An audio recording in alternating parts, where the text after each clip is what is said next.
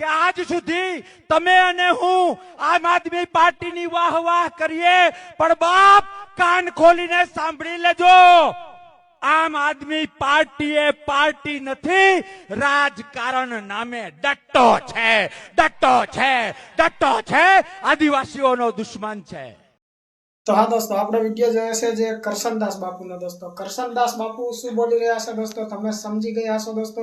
ત્યારબાદ આપણા એવા ગોપાલભાઈ ઇટાલિયાનો પણ આપણે વિડીયો જોઈ દોસ્તો, તે શું બોલી રહ્યા છે અને કોનો વિરુદ્ધ બોલી રહ્યા છે દોસ્તો. કોઈનું કઈ હાલે એમ જ નથી, મોદી મોદી કરવા રાખેલા છે બધા. ચીયર લીડર્સ થી છક્કો લાગે એ પપુડું વગાડવા રાખ્યા એટલે પપુડા વગાડી શકે. એ એમ કે હું છક્કા મારીશ એવું ન હોય, છક્કા મારવા વાળા બેટ્સમેનો હોય, આ પપુડા વાળા છે. ચીયર લીડર્સ ની જેમ મંત્રી બનાવ્યા છે કે જેવો મોદી કઈક બોલે તો અહીંથી પપુડા ચાલુ કરે, મોદી મોદી મોદી. એ કઈનું કઈ હાલે એમ નથી. આ ચીયર લીડર્સ મંડળ છે, મંત્રીમંડળ ને ચીયર લીડર મંડળ. એક મંત્રીનું કઈ હાલતું હોય તો એના વિસ્તારની જનતા દુખી હોય આટલી? કોઈ દુઃખ નહીં દેખાય? અને કેટલી બધી સમસ્યાનો પાર નથી. કહેવા બેસીશ તો એવી ઝીણી ઝીણી વાત છે જે નેતાઓને ખબર નથી આ સમસ્યા. હું વિધાનસભામાં એક મુદ્દો ઉઠાવ્યો, શિક્ષણ મંત્રીને હજુ સુધી નથી સમજાણો હું કહેવા હું માંગુ છું.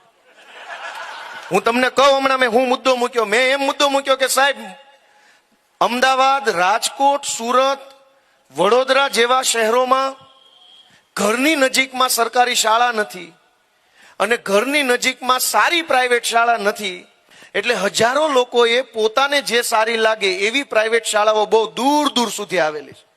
એટલે છોકરા 5-7 કિલોમીટર દૂર ભણવા જાય છે સ્કૂલ બસોમાં. પહેલો છોકરો જે બસમાં બેહાડે તે 50 છોકરા વીણે સોસાયટી તમામ છોકરા છે ને લોંદા જેવા થઈ જાય સ્કૂલે પોગેની પહેલા. ભણે એવા નથી રહેતા.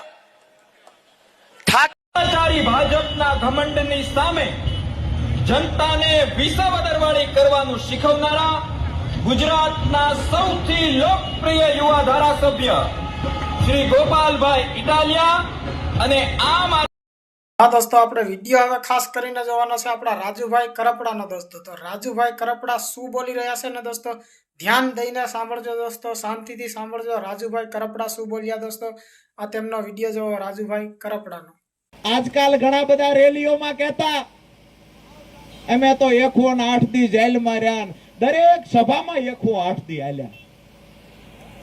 એટલે ભાઈ 108 દી રહ્યા એમાં કર્યું છે શું? રાજુ કરપડા ખેડૂતો માટે આ ચોથી વખત જેલમાં હતો અને હું એક પણ સભામાં એ નથી બોલ્યો કે હું ખેડૂતો માટે આ 108 દિવસ જેલમાં રહ્યો. એક પણ સભામાં એટલે નથી બોલ્યો. જગતના બાપ છીએ, ખેડૂતનો દીકરો છું અને ખેડૂત આગેવાન તરીકે 35 વર્ષની મારી નાની ઉંમરમાં ખેડૂતોએ મને સ્વીકાર્યો છે.